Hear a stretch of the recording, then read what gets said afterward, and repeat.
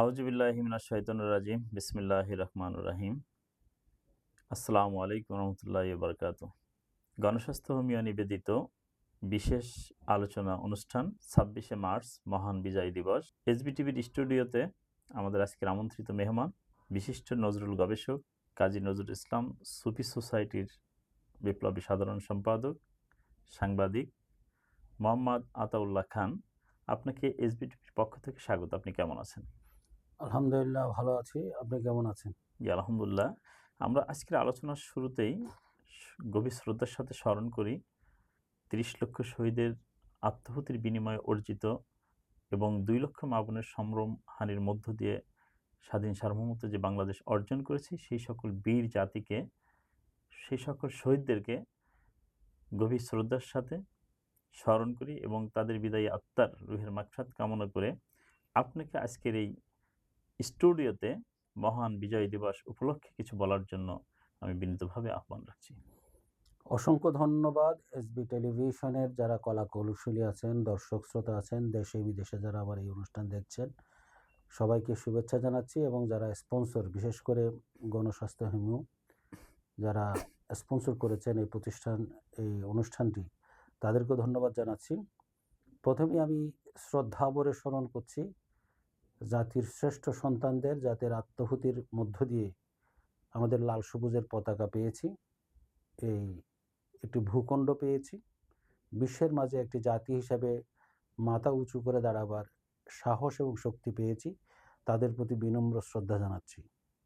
সেই সাথে মহান ভাষা আন্দোলনে যারা শহীদ হয়েছেন, যারা ২৪-এর অভ্যুত্থানে শহীদ হয়েছেন, গণতান্ত্রিক আন্দোলনে শহীদ হয়েছেন এবং এর পূর্বে ব্রিটিশ বিরোধী আন্দোলনে যারা শহীদ হয়েছেন, সেই ১৭৫৭ থেকে আজকে ২০২৬ পর্যন্ত সকল শহীদদের আত্মার মাগফিরাত কামনা করছি। আমাদের রক্তের বিনিময়ে এই স্বাধীনতা। আমরা যদি ইতিহাসের দিকে তাকাই, এই যে স্বাধীনতা, এই বাংলাদেশ নামটি একজন কবির দেয়া। আমরা স্বাধীনতা পেয়েছি ৭১-এ, কিন্তু বাংলাদেশ শব্দটি কবিতায় প্রথম এসেছে ৭১ থেকে কমপক্ষে ৫০ বছর পূর্বে। জাতীয় কবি নজরুল ইসলামের একটি গান আছে, নম নম বাংলাদেশ মম, চির মনোরম চিরমধুর, বুকে নিরবধি বহে শত নদী, চরণে তার জলধির বাজে নূপুর, শিয়রে হিমালয় প্রহরী। তিনি একটা মানচিত্র এঁকে দিয়েছেন। বুকে নিরবধি বহে শত নদী, চরণে তার জলধির বাজে নূপুর। চরণে জলধির বাজে নূপুর বলতে আমাদের বঙ্গোপসাগরকে বুঝিয়েছেন। অর্থাৎ বাংলাদেশের চরণে জলধি বঙ্গোপসাগর নূপুর বাজায়। আর শিয়রে হিমালয় প্রহরী, সেই হিমালয় থেকে আমাদের কক্সবাজার পর্যন্ত হচ্ছে বাংলাদেশের সীমান্ত। এই যেটা মাওলানা ভাসানী বলেছিলেন, ত্রিপুরা আমার, আসাম আমার, পশ্চিমবঙ্গ আমার, কেমন এই যে বঙ্গ মানে সেভেন সিস্টার, এই যে বাংলার নজরুলের বাংলাদেশ হচ্ছে এখানে। শুধু তাই নয়, তিনি সুফি নজরুল আরেকটি গানে, গজলে, দূর আরবের স্বপ্ন দেখি বাংলাদেশের কুটির হতে, অসাধারণ একটি গজল, সেখানেও বাংলাদেশ। আপনি এটা ৩০ সালের দিকে, ২৯-৩০ এই সময়ের মধ্যে এইগুলি লেখা। তাহলে স্বাধীনতার কত বছর আগে একজন কবি বাংলাদেশকে স্বপ্ন দেখেছিলেন করেছে, এবং তিনি প্রথম বলেছিলেন, বাংলা বাঙালির হোক, বাংলার জয় হোক। এই যে কথা বলে না, জয় বাংলা, নজরুল থেকে নেয়া, তিনি প্রথম বলছে বাংলা বাঙালির হোক, পাকিস্তানিদের নয়, ভারতীয়দের নয়, ব্রিটিশের নয়, বাংলা বাঙালির হোক, বাংলার জয় হোক। তিনি আরেকটা বললেন কি, যেদিন বাঙালি একত্রিত হবে তখন বাঙালি অসাধ্য সাধন করতে পারবে। সে অসাধ্য সাধন করেছে ২৪-এ, ৭১-এ, ৫২-তে, ৪৭-এ, কিংবা ব্রিটিশ বিরোধী আন্দোলন। তাহলে এই যে আপনি যে বলেছেন লাখো লাখো শহীদ এবং মা বোনের ইজ্জতের বিনিময়ে, আজকে আমার পত্রিকা একটা সম্পাদকীয় লিখলাম, স্বাধীনতার আকাঙ্ক্ষা এখনো অধরা। পাকিস্তানের বৈষম্য ছিল, এখনো বৈষম্য আছে। ধনী গরিবের ব্যবধান এখনো আছে, সুশাসন এখনো নাই, আইনের বিচার বিভাগের স্বাধীনতা এখনো নাই, এখনো আমরা ধনী গরিবের বৈষম্য বৈষম্য আছে, কোটি কোটি বেকার আছে। তখন বেকারত্ব ছিল, শোষণ ছিল, টাকা পাচার হতো, এখানকার টাকা পাকিস্তানি নিয়ে যেত, এখন এদেশের, আগে তো পাকিস্তানিরা নিয়ে গেছে, এর আগে জমিদাররা নিয়ে গেছে, ব্রিটিশরা নিয়ে গেছে, কিন্তু এখন স্বাধীন দেশে কিছু দুষ্কৃতিকারী আমলা এবং এখনো বৈষম্য শিকার এবং সাধারণ মানুষ, সাধারণ কিছু জনগণ। দুর্নীতিবাজ রাজনীতিবিদ দেশের টাকাটা বিদেশে নিয়ে যাচ্ছে। তাহলে স্বাধীনতার স্বপ্নটা এখনো অধরা। মানে মূলত যারা নিচ্ছে তাদের ভিতরে দেশপ্রেম নেই, এটা বলা যায় যে তারা এবং দেশপ্রেম নেই, তারা বাঙালি চেতনার বাঙালি না। সবচেয়ে বড় কথা হচ্ছে ইতিহাসটাকে সঠিকভাবে লেখা হয়নি। ইতিহাসে কিন্তু অনেকের অবদান আছে। কিন্তু এক্ষেত্রে যদি বলি, এক্ষেত্রে আপনারা যারা কলম যোদ্ধা থেকে শুরু করে যারা রাষ্ট্রীয় প্রধান দায়িত্বে আছেন, এই দায়ভার কিন্তু সকলের। এটা আমিও আমার একটা বক্তব্যের মধ্যে কিছুক্ষণ আগে বলছি যে বাংলাদেশের মুক্তিযোদ্ধার ইতিহাস পর্যায়ক্রমে যেভাবে বিকৃত হচ্ছে, আমরা নতুন প্রজন্মকে সঠিক শিক্ষা দিতে পারছি না, এবং নতুন প্রজন্ম বারবার তারা এই বাঙালি জাতির ইতিহাস, কৃষ্টি, কালচার ভুল শিক্ষা নিয়ে আগাচ্ছে। এটা আমার মনে হয় আপনি দ্বিমত প্রকাশ করার কোনো না, সুযোগ নেই। কখনো না। কারণ যখন একটু বলি, যখন যে সরকার এদেশে আসছে সেই সরকারই ইতিহাসকে তার নিজের মতো করে সাজাতে চেয়েছে। আপনি দেখুন, শহীদ প্রেসিডেন্ট জিয়াউর রহমানের অবদান আছে, কিন্তু 17 বছর তার অবদানকে অস্বীকার করা হয়েছে, বরং অস্বীকার করা কটাক্ষ করা হয়েছে। মেজর জলিলের অবদান আছে, কটাক্ষ করা হয়েছে। আবার আসম আব্দুর রবের রবের অবদান আছে, সবার জাতীয় চার নেতার অবদান আছে। যার অবদানটাকে তাকে সেটা দিতে হবে। এবং শুধু তাই নয়, আপনার তৎকালীন সময়ে আমি তো মনে করি যারা মুক্তিযোদ্ধায় স্বয়ংক্রিয়ভাবে অংশগ্রহণ করেছে, প্লাস তারা তাদের জীবন দশায় যে এক গ্লাস পানিও খেয়ে পান করাইছে মুক্তিযোদ্ধাদেরকে, তাদেরই এদেশের জন্য বিশাল এবং অবদান। সেই সাথে তাদেরকেও গুরুত্ব দিতে হবে। পক্ষান্তরে এই যে জাতীয় চার নেতা বলেন, জেল হত্যা যারা নিহত হয়েছেন তারা বলেন, শেখ মুজিবুর রহমান বলেন, মৌলানা ভাসানী, মৌলানা আব্দুর রশিদ তর্কবাগী, শেরে বাংলা, সোহরাওয়ার্দী, তিলে তিলে তিলে এটা তো দীর্ঘদিনের অর্জিত নবাব ফসল। সলিমুল্লাহ। হ্যাঁ, এই যে আপনি যদি নবাব সলিমুল্লাহ যদি ঢাকা বিশ্ববিদ্যালয় না করতেন, বাংলাদেশ স্বাধীন হতো না, স্বাধীন হতো না। কখনো হতো না। ওরা শিক্ষা দীক্ষা করে আজকে নো যখন বললেন যে উর্দু বাংলাদেশের বাংলাদেশের রাষ্ট্রভাষা হবে, রাষ্ট্রভাষা হবে, তখন ঢাকা বিশ্ববিদ্যালয় প্রতিবাদ করলেন। আন্দোলন তো শুরু এই করেছে। ঢাকা বিশ্ববিদ্যালয় প্রতিষ্ঠা করেছিল কে? আপনি শত আন্দোলন, 24-এর আন্দোলন ঢাকা বিশ্ববিদ্যালয়, 90-এর আন্দোলন ঢাকা বিশ্ববিদ্যালয় হচ্ছে স্বাধীনতা। ঢাকা বিশ্ববিদ্যালয় হচ্ছে স্বাধীনতার বীজ বপন। এখন ঢাকা বিশ্ববিদ্যালয়ে আপনি যদি জন্মদাতাকে যদি অস্বীকার করেন, নবাব সলিমুল্লাহর জন্মদিন হয় না, মৃত্যুদিন হয় না, তার নাম নেওয়া হয় না। সুতরাং আমাকে যেখানে একটা ইতিহাসের জাতির পিতা শুধু একজন হতে পারে না, ফাউন্ডিং ফাদার আমাদের শেরে বাংলা, সোহরাওয়ার্দী, ভাসানী, মৌলানা তর্কবাগী, শেখ মুজিবুর রহমান, জিয়াউর রহমান, মুক্তিযোদ্ধা সর্বাধিনায়ক জেনারেল ওসমানী, এদেরকে নিয়ে, এরা হচ্ছে জাতির পিতাসমূহ। এটা পৃথিবীর অনেক দেশে আছে। তাহলে আর বিতর্ক হয় না, এদেরকে নিয়ে কোনো বিতর্ক করা যাবে না, এদের সমালোচনা করা যাবে না। আজকে 17 বছর ধরে আপনি জিয়াউর রহমানের সমালোচনা করলেন, এখন যদি আমরা আবার প্রতিপক্ষ হয়ে আবার শেখ মুজিবুর রহমানের সমালোচনা করি, সেটাও আমি কাম্য না। শেখ মুজিবুর রহমান এবং আপনি দেখেন না, অবিসাংবাদিক নেতা হিসেবে বঙ্গবন্ধু তার অবদানের কথা আমরা অস্বীকার করতে পারি না, কারণ এটা আপনাকে স্বীকার করতে হবে। উনি যখন 7ই মার্চের ভাষণ দিয়ে নিরস্ত বাঙালিকে বলেছিলেন যে তোমাদের যার যা আছে তাই নিয়ে তোমরা ঝাঁপিয়ে পড়ো, তখন কিন্তু তার একটি ডাকে মানে নিরস্ত্র বাঙালি অকপটে ঝাঁপিয়ে পড়েছিল। এটাকে আপনি আর অস্বীকার করা নাই। আবার একইভাবে আমি বলব যে দেখেন, আওয়ামী লীগ সরকার 17 বছর মেজর জিয়াউর রহমানের স্বাধীনতার ঘোষণাপত্র পাঠ নিয়ে এই যে মানে বিভ্রান্তিকর যে কিন্তু ইতিহাস বলে যে মেজর জিয়াউর রহমান 27শে মার্চের যে কালুরঘাট বেতার কেন্দ্রে আনুষ্ঠানিকভাবে স্বাধীনতার ঘোষণাপত্র পাঠ করে, এবং এই ঘোষণাপত্র পাঠ করার মধ্য দিয়েই কিন্তু আপনার সশস্ত্র বাহিনীর মধ্যে, বিশেষ করে সেনাবাহিনীর আর্মি অফিসারদের মধ্যে এক প্রকার উজ্জীবিত হয়েছিল, এবং পাকিস্তান সেনাবাহিনীর মধ্যেও কিন্তু একটা আলোড়ন সৃষ্টি হয়েছিল।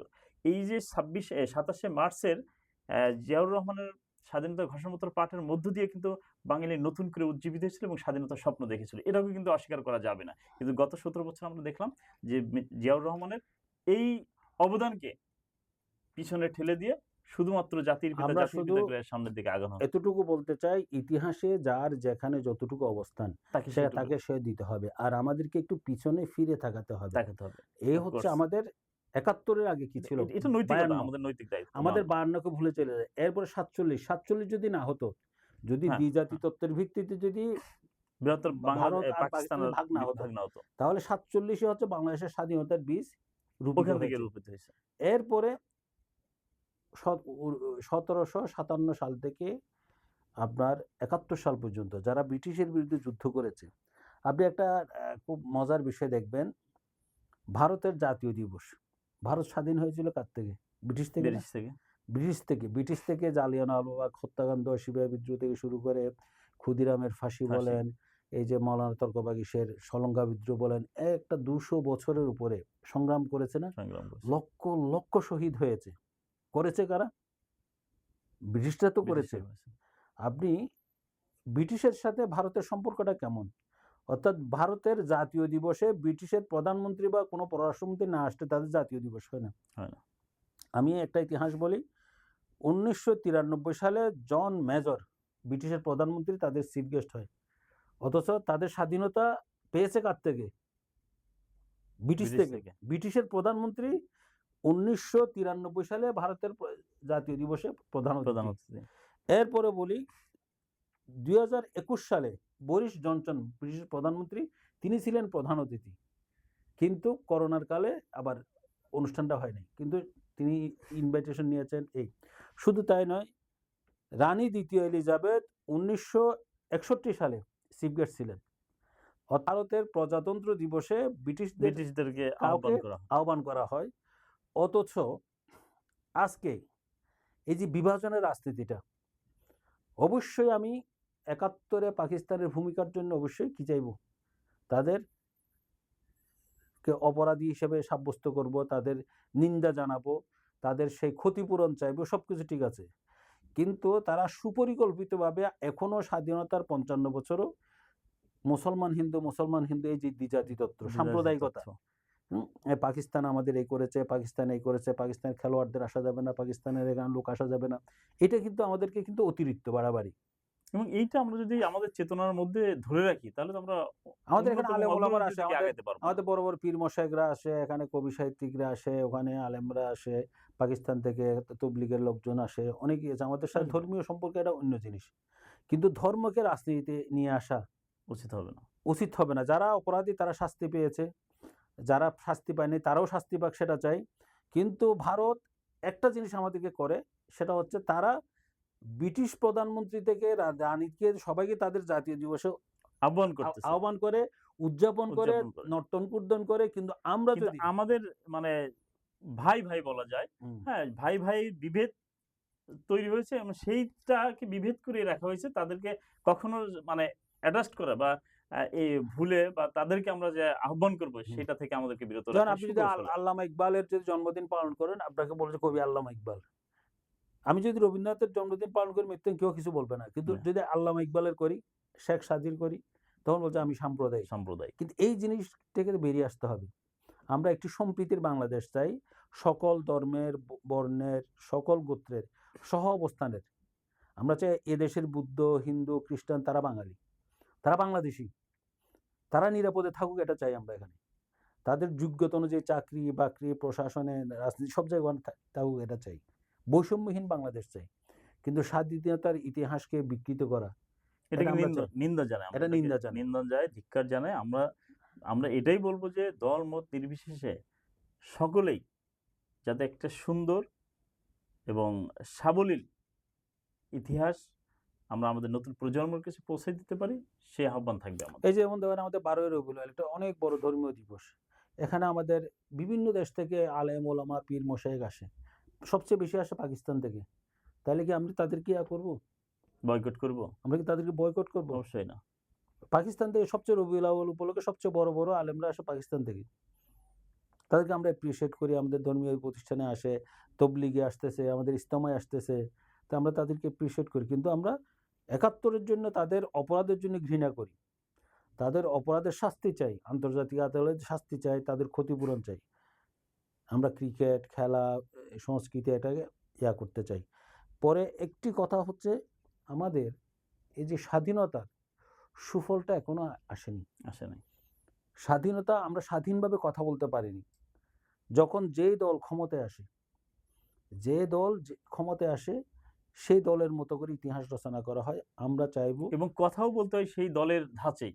মানে আমরা বাক চাইবো স্বাধীনতাকে অনেকটাই একটি ক্ষুণ্ণ বলা যায়। নিরপেক্ষভাবে একটি স্বাধীনতার মুক্তিযুদ্ধের ইতিহাস লেখা হোক, এবং এখনো সময় আছে।